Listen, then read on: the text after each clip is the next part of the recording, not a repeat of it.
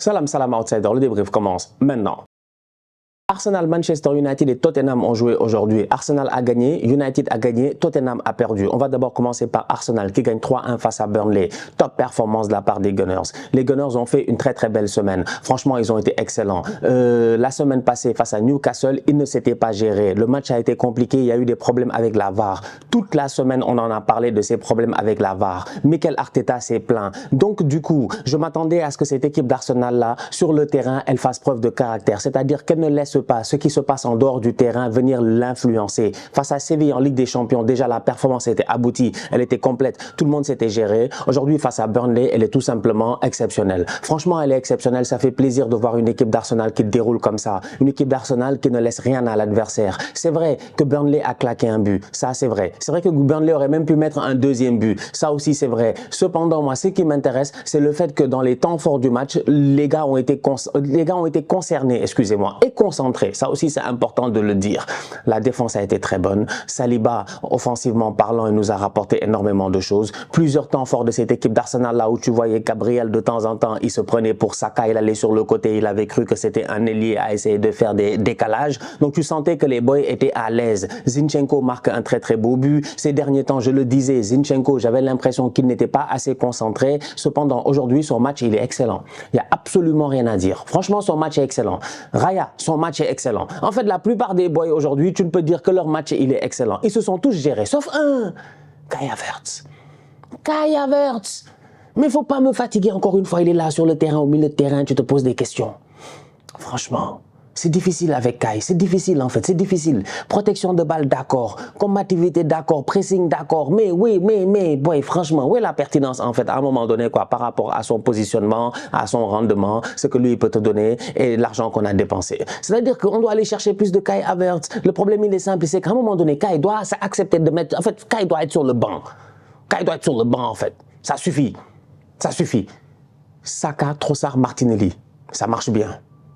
Martinelli en a parlé cette semaine après le match en Ligue des Champions. Arteta leur a demandé d'aller beaucoup plus vite, d'être beaucoup plus efficace, d'être beaucoup plus décisif, d'être incisif, de ne pas avoir peur, machin, d'aller vers les 1 contre 1. Ils l'ont fait face à Séville. Aujourd'hui, encore une fois, ils l'ont fait. C'est important.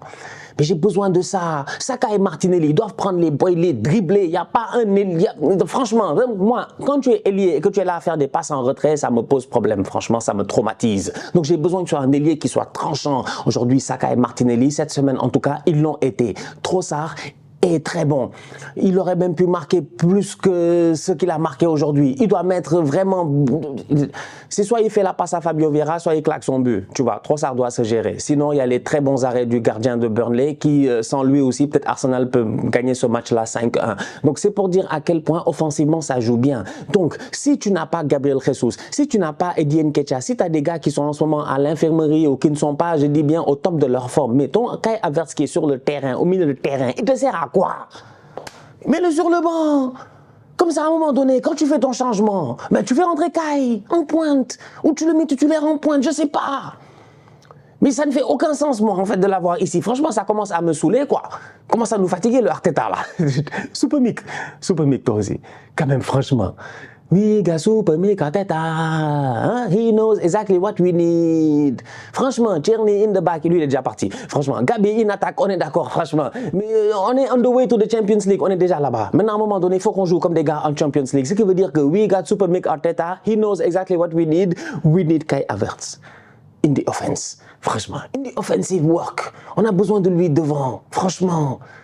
He needs to be notre attaquant. En fait, c'est pas sérieux, sincèrement, ce qui se passe en ce moment. J'ai l'impression que Kai est en train de miner son moral gratuitement. Bref, belle victoire de la part des Gunners aujourd'hui. 3-1, ils se sont gérés. En l'absence de Martin Odegaard, cette équipe continue à très bien fonctionner. Bravo. Mention spéciale à Saliba. C'est un bandit. Manchester United l'emporte aujourd'hui 1-0 face à Luton. Je vais vérifier quelque chose, c'est très important parce que j'ai besoin de voir un tout petit peu parce que je sais que United en Ligue des Champions, ça va pas. Ça, nous tous, on le sait, on en a parlé cette semaine. Voilà, c'est difficile. Cependant, Manchester United en championnat, si tu regardes bien, tu as une défaite face à Manchester City. Ok, mais sinon, mis à part ça, ça grappille quelques points, tu vois. Ça gagne face à Brentford, ça gagne face à Sheffield, ça gagne face à Fulham, ça gagne face à Luton. À chaque fois, presque avec juste un but de différence, 1-0, le score minimum. C'est ce que Manchester United réussit à faire en ce moment. Pourquoi? Parce que devant, franchement, il y a des rattaquants. Il y a des rattaquants. Højlund, Ligue des Champions, top player. Franchement, il claque les buts. Championnat, malheureusement, aujourd'hui, il est tombé sur un très bon gardien. Il a manqué un tout petit peu de chance. Cependant, on attend à ce que le boy Højlund soit aussi décisif qu'il l'est en Ligue des Champions qu'en championnat. Mais cependant, il y a quand même des occasions. Les actions arrivent. Et c'est là où je dis qu'il y a des rattaquants. Parce que quand tu te crées autant d'occasions, normalement, à un moment donné, quand même, ça veut dire quand tu vois la qualité sur le terrain, tu dois mieux faire. Marcus Rashford n'est pas au top de sa forme. En tout cas, lui, il est décevant. Lui, il y a un problème là. Il y a un problème. Anthony, pour une fois, il ne fait pas la toupie. Pour une fois, Anthony ne fait pas la toupie. Il fait la règle. C'est-à-dire qu'il va tout droit. Il va vraiment tout droit. On ne lui a rien demandé, il va tout droit, Anthony. Il va tout droit, il traverse le terrain, il donne un ballon à Rashford. Quiconque a vu le match aujourd'hui de Manchester United sait très bien que normalement, mais il y a des top attaquants dans ce monde-là. On a comparé Rashford à eux. Là, je parle là des Kylian Mbappé, machin, etc. et tout. Mais normalement, c'est un but. C'est un but. C'est frappe croisée, ça. C'est première intention. Même pas besoin de contrôler. Il contrôle. Mais même quand tu contrôles, tu dois croiser. Droite, gauche, je ne sais pas. Fais quelque chose. Frappe pas au milieu. Il frappe au milieu. Rashford n'est pas en confiance. T'as un Rashford qui n'est pas du tout en confiance, tu vois. Donc, rendu à ce point-là, Manchester United gagne 1-0. Ces derniers temps, soit c'est Scott McTominay qui est très chaud en plus. Aujourd'hui, il doit claquer un but. Cependant, le gardien de Luton est très bon. Mais tu as Scott Maxos qui est au milieu de terrain, qui lui t'amène cette projection-là. Donc, du coup, il se crée des occasions. Donc, il est là, il est dangereux. Sinon, mis à part ça, c'est les autres, les défenseurs. Dernière fois, Maguire. Aujourd'hui, c'est Lindelof. Le ballon, il traîne un peu dans la surface et tout. Luton ne se dégage pas. Lindelof, il vient, il claque ce but-là. Et tu te dis que s'il n'y a pas ce but-là, peut-être le match, il fait 0-0. C'est là où j'ai envie de dire que Ten Hag, il a de la chance. Parce que moi, j'avais prédit ici dans une vidéo avec Willow. Jusqu'à présent, je me dis, bon, on ne sait jamais, on va voir ce qui va se passer. Mais je me disais que Ten Hag va être le premier à être viré. Mais force est de constater que Ten Hag, il a une baraka que nous, on n'a pas. Franchement. Parce que Ten Hag, la dernière trêve internationale, il doit se faire virer. Il se fait sauver par un doublé de Scott McTominay. Je pense, si je ne m'abuse, on était là. Ten Hag, aujourd'hui, tu te dis qu'après la défaite en Ligue des Champions, ils sont dernier de la poule. S'il fait le fou et qu'il perd face à Luton sur un malentendu, parce que tout est possible au football, normalement, il saute, tu vois, avant la trêve internationale. Mais il a de la chance. Il ne sera pas là après la trêve internationale. Je le répète, Ten Hag ne sera pas là. Pourquoi? Parce qu'il est suspendu, parce qu'il a pris un 4e carton jaune ou un truc comme ça. Voilà. Voilà. Il ne sera pas là. Il ne sera pas là. Il ne sera pas là. Mais il sera là. Alors qu'en réalité, il ne devrait plus être là. Je ne sais pas. C'est-à-dire que United, en ce moment, c'est un chantier que moi-même, je n'arrive pas à comprendre. C'est un chantier que je n'arrive pas à comprendre. Tu vois les rentrées de Martial. J'étais là, on a regardé le match, en fait. Tu vois les rentrées de Martial, tu vois les gars, tu te dis, mais tu te poses certaines questions. Si Garnacho en première mi-temps, il doit claquer un but, il est trop lent à l'exécution. En fait, il y a beaucoup de lacunes à Manchester United, tu vois. Et il y a beaucoup de joueurs, comme je l'ai dit la dernière fois, avec du caractère. C'est pour cela que l'équipe a réussi à tenir. C'est-à-dire qu'on peut critiquer, mais il y a des boys, ils ont du caractère, quoi, tu vois. Tu sens que ça leur fait mal parce qu'ils savent que quand même, ils portent le maillot d'une grosse institution. Donc, il faudrait que sur le terrain, il y a quelque chose au moins qui soit là, quoi. Donc, ça qui permet à Manchester United d'être là et qui, pour le moment, malgré une saison qui est quand même catastrophique, ils sont 7e. C'est une saison qui est catastrophique, il ne faut pas se moquer de nous. Hein. C'est vraiment. Mais ils sont 7e. C'est le caractère.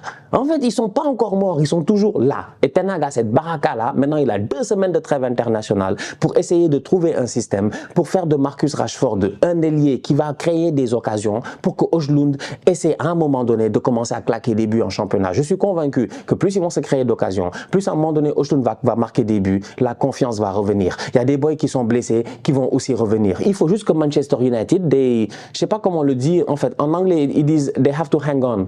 Il faut tenir. Non, il faut tenir en ce moment, il faut tenir. Ils sont sur le... je te dis, ils sont là, c'est compliqué, mais ils doivent tenir. Ils doivent tenir, et s'ils tiennent, il se peut peut-être que les choses changent. Même si ce n'est pas convaincant. En tout cas, c'est assez complexe, Manchester United.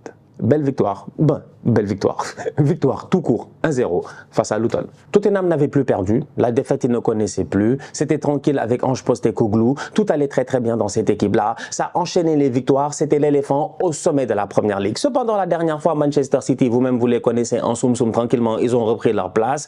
Tottenham a perdu face à Chelsea, nous tous on s'en rappelle, Ange est venu avec des systèmes qu'on n'a pas compris, il y a eu des cartons rouges, donc du coup il s'est dit que je vais jouer le hors-jeu, on va jouer très très haut et peut-être que Chelsea ne va pas s'en sortir, mais Chelsea s'en est sorti. Jackson a claqué un triplé, il aurait même pu claquer beaucoup plus. Donc du coup, tu as un Tottenham qui est en doute un tout petit peu. Ils arrivent aujourd'hui, ils jouent face à Wolverhampton à l'extérieur. Ils marquent en premier très très tôt, mais après, ils se font dominer presque toute la rencontre.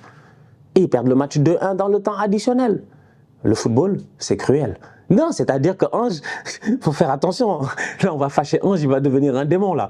Là, il faut qu'il devienne démon Postecoglou. Là, il faut qu'il fâche les gars. Il faut qu'il fâche les gars. Ça suffit, là, la lune de miel à Tottenham. J'ai eu l'occasion de le dire, je les apprécie pas, mais je les respecte énormément. C'est une équipe qui a beaucoup de talent cette saison. Cependant, aujourd'hui, ça a été très compliqué. Ils se sont fait bouger par une belle équipe de Wolverhampton. Ils n'ont pas réussi à s'en sortir. On va voir le retour de la trêve internationale, ce qui va se passer. On va aussi voir, je dis bien, le retour des blessés, parce qu'il y a des boys qui commencent à prendre du temps de jeu dans cette équipe-là, les Bentancur et puis tout ça, c'est des boys qui seront importants au courant de la saison. Ils ont perdu Perisic, donc là aussi, tu te dis que c'est pas un facteur forcément pour moi qui est très important parce que je pense que Tottenham a les moyens, même s'il n'y a pas Perisic, il n'y a pas Solomon, ils ont les moyens aujourd'hui de pouvoir faire mieux, de tenir le rang qu'ils ont, je sais pas, de ce qu'ils ont énoncé en début de saison, quoi. En fait, ils sont là, ils sont premiers. Donc à un moment donné, il faut tenir premier. Pour moi, ils ont tout ce qu'il faut pour le faire. Je m'inquiète pas trop pour eux, hein. Franchement, je m'inquiète pas trop pour eux. Ils ont perdu, mais j'ai hâte de voir la réaction de Ange. Parce que quand tu as été premier pendant aussi longtemps que cela, et c'est pas la première fois, hein. Le Tottenham, même celui de Mourinho, je me rappelle, je pense qu'après 5 journées ou 6 journées, ils étaient premiers et après ils sont redescendus. Donc c'est pas la première fois que ça arrive ça à Tottenham, d'être premier pendant 1 mois, 2 mois et après de redescendre. Cependant, ce Tottenham-là de Ange est différent de tous les autres Tottenham qu'on a eu l'occasion de voir. C'est la raison pour laquelle je leur donne le bénéfice du doute et j'ai hâte de voir cette équipe de Ange Postecoglou au retour de la trêve internationale pour voir comment ils vont réagir, comment ils vont se gérer et comment ils vont réussir à aller chercher les 3 points face à prochain match de Tottenham très compliqué au retour de la trêve. Ils accueillent Aston Villa de Unai Emery. La famille, on se capte très bientôt pour une nouvelle vidéo. D'ici là, on continue à liker, on continue à partager, on s'abonne, on est ensemble, on reste en santé, c'est le plus important. Tous outsiders.